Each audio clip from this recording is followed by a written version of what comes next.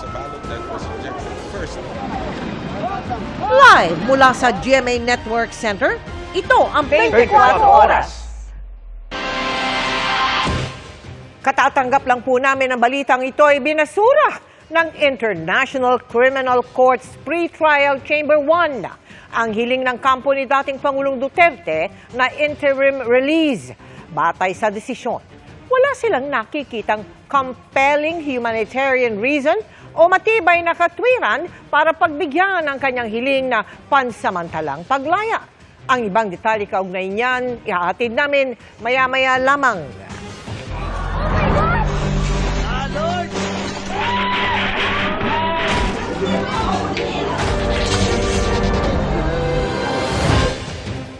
Magandang gabi po, Luzon, Visayas at Mindanao. Kasunod sa Northern Luzon at sa Visayas, Mindanao naman ang nilindol ngayong araw, magnitude 7.4 ang pagyanig na naitala sa dagat sa timog silangan ng Manay, Davao Oriental. Hindi na bababa sa 6 ang nasawi sa ngayon, maraming bahay at infrastruktura rin ang gumuho sa pagyanig kaninang umaga.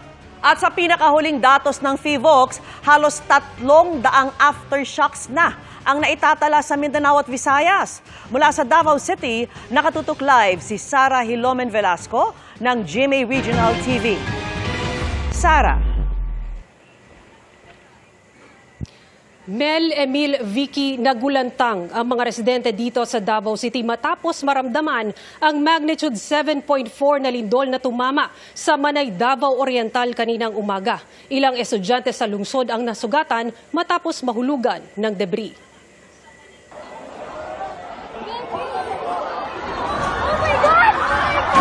Nabanat ng takot ang mga estudyanteng ito sa Mapua Malayan Colleges of Mindanao sa Davao City nang yumanig ang magnitude 7.4 na lindol. Mag-aalas 10 ng umaga kanina. Dahil walang masilungan, mga upuan ang ginamit na proteksyon ng mga estudyante. Sa gitna ng unti-unting pagbagsak ng bahagi ng kisame. Sa isa pang kuha mula sa eskwelahan, madilim dahil nawalan na ng kuryente sa silid-aralang ito.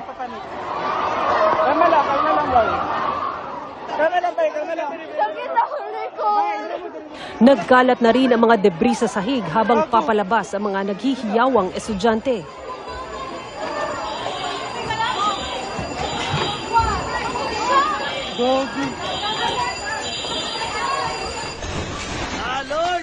Kita rin kung gaano kalakas ang lindol sa kuhang ito.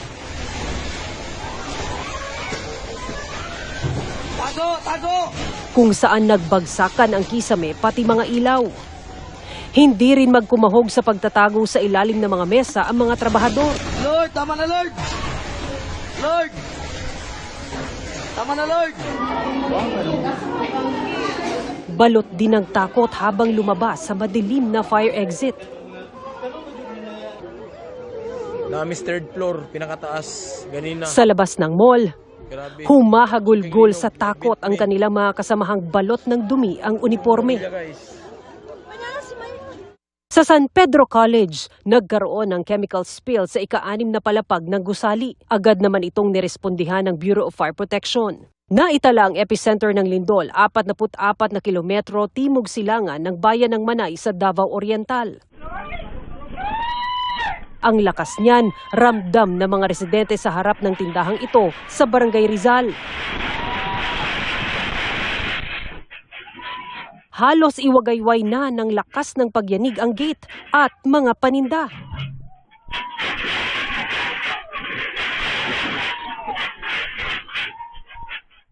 Sa post ni Attorney Israelito Torion, nagkalat ang malalaking tipak ng bato at mga puno sa gitna ng kalsada. May mga nasira ding bahay. Ganyan din ang sitwasyon sa bayan ng Lupon. Nagtumbahan sa lakas ng lindol ang mga oxygen tank. Nag-ugaan din ang mga gamit sa loob ng bahay.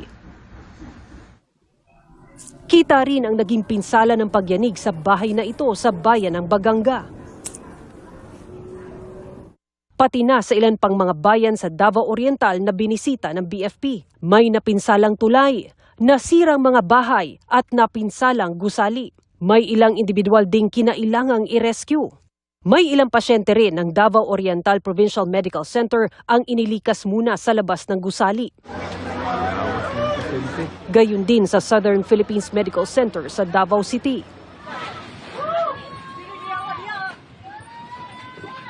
Sa bayan ng Nabunturan, napayuko at napakapit na lang sa isa't isa ang mga residenteng ito.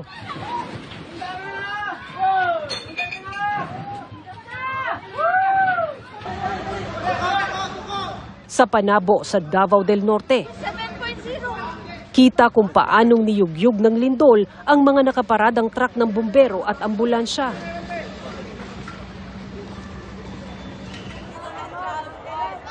Sa General Santos City, naglabasa ng mga estudyante ng paaralang ito. May mga inirescue rin matapos mahimatay. Kasunod ng nangyaring lindol ng 9:43 ng umaga, agad na naglabas ng tsunami warning ang PHIVOLCS sa mga coastal areas. Pero binawi rin ito bago mag-alas 2 ng hapon.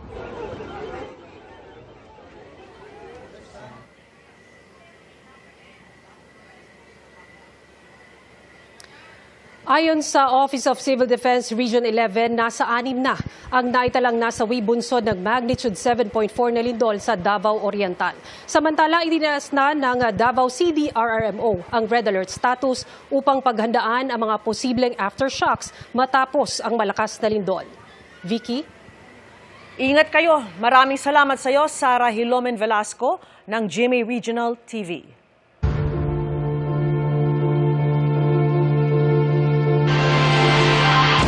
Pinapatigil ng DPWH ang lahat ng road reblocking project dahil sa mga sumbong na sinisira ang mga kalsadang ayos naman para umano pagkakitaan. Inihalimbawa ang kalsada sa Bocaue sa Bulacan, kaya pinagpapaliwanag ang district engineer. Nakatutok si Jonathan Andal. Sa ipinakitang litrato ng DPWH na kuha sa Bocaue, Bulacan, may kalsadang binakbak kahit mukhang ayos pa naman. Hindi yan nagustuhan ni DPWH Secretary Vince Dizon. Sa mata lang, no? Tinitignan ko, maayos yan.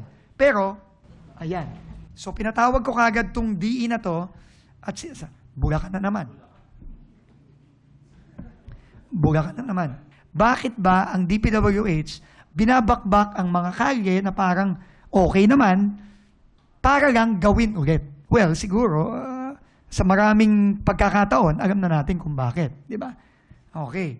Kasi, pinagkakakitaan lang yun. Pinagkakakitaan yung pagsisira, pinagkakakitaan din yung paggagawa ulit.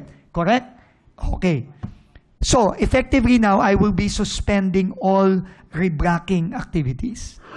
Matapos ipatigil, ipinaayos din agad ni Dizon ang binakbak na kalsada sa Bocaue. Ang district engineer doon, binigyan na raw niya ng show cause order para magpaliwanag.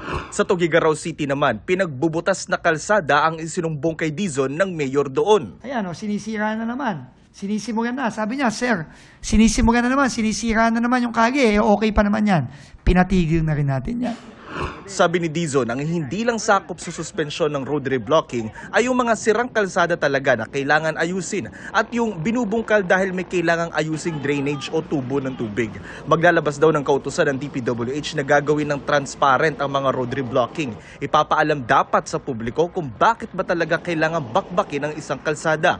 Pakiusap ni Dizon sa publiko, i-report sa social media ng DPWH pag may nakita pa ring mukha namang ayos na kalsada na sinisira. Pagka hindi sila sumunod dito at nagtugi-tugi sila kahit na pinasuspend ko na, o kaya hindi nila, iniwan nilang nakatiwangwang dyan, tapos maaksidente yung mga kababayan natin. Pasensyahan tayo dito. Talagang maasisisantit sila dyan. Makakasuhan pa sila. Bilang reforma sa DPWH, ineengganyo ng sumali ang mga sibilyan o civil society organization sa pag-audit at pag-monitor ng mga DPWH project mula sa bidding hanggang makumpleto ang proyekto. Mas matinding parusa naman daw ang ipapataw sa mga kawani ng DPWH kapag hindi nasunod ang flood control project policy ng ahensya. Para sa GMA Integrated News, Jonathan Andal, nakatutok, 24 oras. Tuloy ang mga panawagang panagutin ang lahat ng mga sangkot sa katiwalian. Sa isang universidad, nag-walk out sa klase ang mga estudyante at sumama ang mga empleyado. Mula sa EDSA Shrine, nakatutok live si Mark Salazar. Mark. Vicky, muling nagpakita ng galit ang iba't ibang grupo at ito'y sa pagpapatuloy ng mga kwento ng pagnanakaw sa Kabanambayan. Sa iba't ibang lugar nanggagaling ang mga sigaw na ikulong na yang mga kurakot.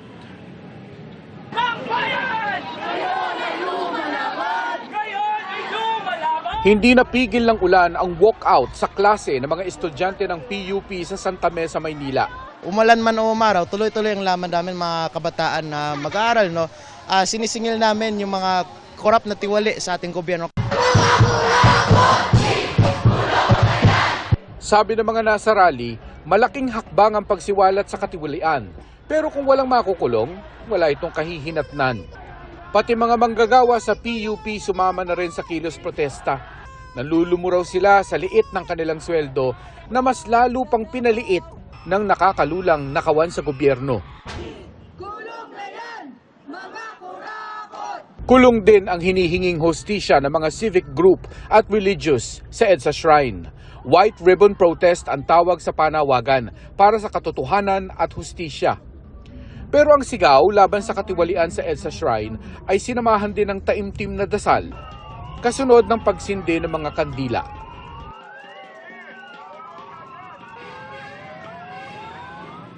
Magpapatuloy daw itong ganitong mga activities every Friday at yan din ang panawagan nila sa mga naninindigan din kontra sa korupsyon na sumali. Hindi daw dapat tumigil hanggat hindi ibinabalik ang nakaw na yaman at hindi nakukulong ang mga kurakot. Vicky. Maraming salamat sa iyo, Mark Salazar. Na-corner ng mga operatiba sa NAIA ang lalaking inireklamo ng ilang babaeng pinangakuan umano niya ng trabaho abroad pero nauwi lamang sa isang spa na nag-aalok pa ng extra service. Nakatutok si John Consulta. Exclusive. Sa loob pa lang ng NAIA Terminal 3, nakaabang na mga tauhan ng Regional Intelligence Division 4A, Aviation Security Group at PNP-IG sa kanilang priority target na kararating lang galing Mindanao.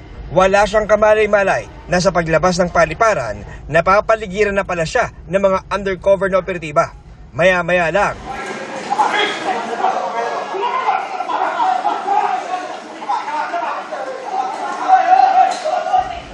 agad pinusasan ang 42 anyos sa suspect na may warrant sa kasong qualified trafficking. Ikaw ay may karapatang manahimik. Lahat ng sasabihin mo ay pwedeng gamitin pabor o laban sa iyo sa korte. Ayon sa Calabarzon Police, nag-ugat ang warrant sa reklamo ng dalawang babae na nirecruit umano ng suspect para makapagtrabaho sa India o Spain bilang OFW. Nagre-recruit ng mga babae na kababayan natin at hindi lang babae kundi mga may itsura, magaganda. Hingi sila ng total na 105,000 para sa placement and para sa airfare. And pag nakapag-down payment na itong mga biktima is dadalhin nila dito sa isang spa sa Pasay para daw sa isang OJT. Nagulat na lamang itong mga complainant natin nang makita nila na marami silang mga kasama doon na nagmamasahe and eventually nagkakaroon ng extra service. Sa tulong ng isang customer, nakatakas umano ang dalawang biktima at nakapagsampa ng reklamo. Positibo rin nilang kinilala ang suspect na nag-recruit sa kanila.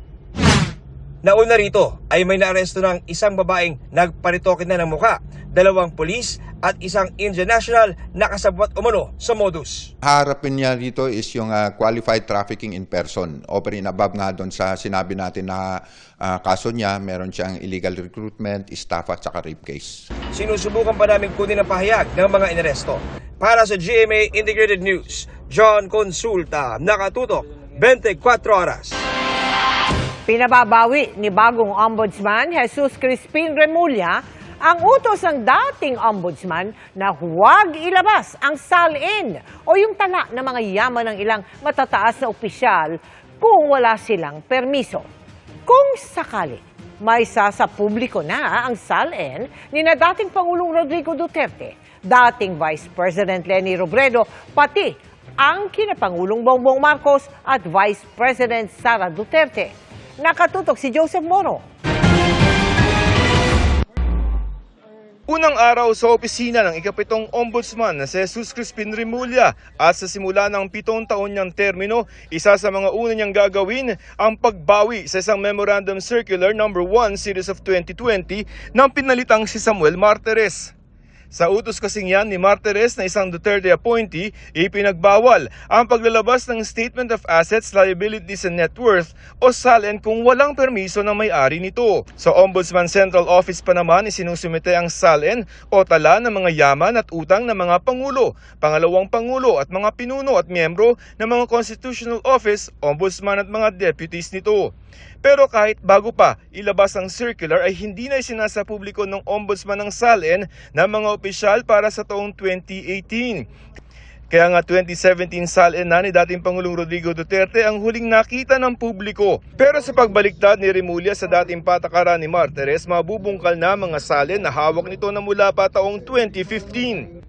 Ibig sabihin kasama dyan ang mga SALN ni Duterte, dating Vice President Leni Robredo, pati ang kinapangulong Bongbong Marcos at Vice President Sara Duterte na hanggang ngayon ay hindi pa nakikita ng publiko. I'm opening a can of worms, but so be it. Why not? Ano yan public information na nga yan nahanap natin When we talk about transparency, let's go all the way. PBBM? Oh, kasama kami dyan. Kasama kami lahat dyan. Vice President? Ano lang may re-redact lang tayo. Siyempre may mga privacy matters to. Sa susunod na linggo na maglalabas ng memorandum si Ombudsman Remulla para ipatupad ang kanyang pulisiya na buksan ng SALN sa publiko. We need requesting parties to ask for the information. Wag naman blanket. Baka naman hingin nyo sa amin yung buong file. Mahirap yan, di ba? Hindi naman tama. Tsaka baka ma-weaponize. Ang kailangan dyan, may undertaking. There are things that you have to keep secret for national security purposes. Ombudsman din ang nag-iimbestiga ng mga reklamo kaugnay ng katiwalian at magdedesisyon kung may sapat na kasong maisasampa sa Sandigan Bayan. Sa flood control project sa Limbawa, iniimbestiga na nito ang inihaing reklamo ng Department of Public Works and Highways o DPWH noong September 11 laban sa ilang opisyal ng DPWH at ilang mga pribadong kontraktor. Bago iwan ni Remulla ang DOJ, patapos na ang case build-up at may posible na silang state witness. 4 na dating DPWH official at 3 private contractor ang nag-a-apply na maging state witness. May isa na kaming nako-consider. Isa pa lang. Nakipagpulong din si Remulla sa Sandigan Bayan para tingnan kung pwedeng bumuo ng special division na walang ibang lilitisin kundi mga kaso kaugnay ng flood control projects. Para we can ask for a continuous trial.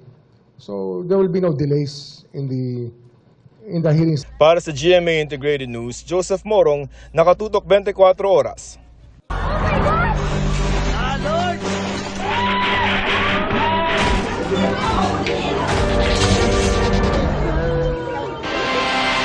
Nawala naman ng kuryente ang ilang lugar sa Mindanao kasunod ng magnitude 7.4 na lindol. May bahagyang pinsala rin sa ilang airport. At nakatutok si Bernadette Reyes. Kasunod ng magnitude 7.5 na lindol sa Manay, Davao Oriental kaninang umaga, 3 plantang magkakasabay nag-offline o tumigil ang operasyon dahil sa auto-tripping o yung otomatikong pagtigil ng daloy ng kuryente. Naapektuhan nito ang isang linya ng kuryente pero naibalik din agad matapos ang mahigit kalahating oras. Sa 5 electric cooperatives naman na naapektuhan ng lindol, 3 na lang ang may partial power interruption sa mga sakop nilang lugar. Kabilang ang mga electric co-ops sa Davao Oriental, Davao del Sur at Northern Davao. Patuloy namang sinusuri ang mga pasilidad ng 3 private distribution utilities, kabilang ang Davao Light and Power Company o DLPC na may substation din na nag-trip. Ibig sabihin walang kuryente. It can be caused by the distribution itself kung mga linya nila, or it could be caused by NGCP or power plants nearby. No? So it could be caused by different parts of the energy system. Ayon sa DOE, patuloy daw ang assessment sa lawak ng pinsala ng lindol. Nakahanda naman daw ang Task Force on Energy Resiliency na nakikipagtulungan sa National Disaster Risk Reduction and Management Council. Samantala, nananatili namang bukas ang paliparan sa Davao bagamat nagtamo ng minor damage sa runway.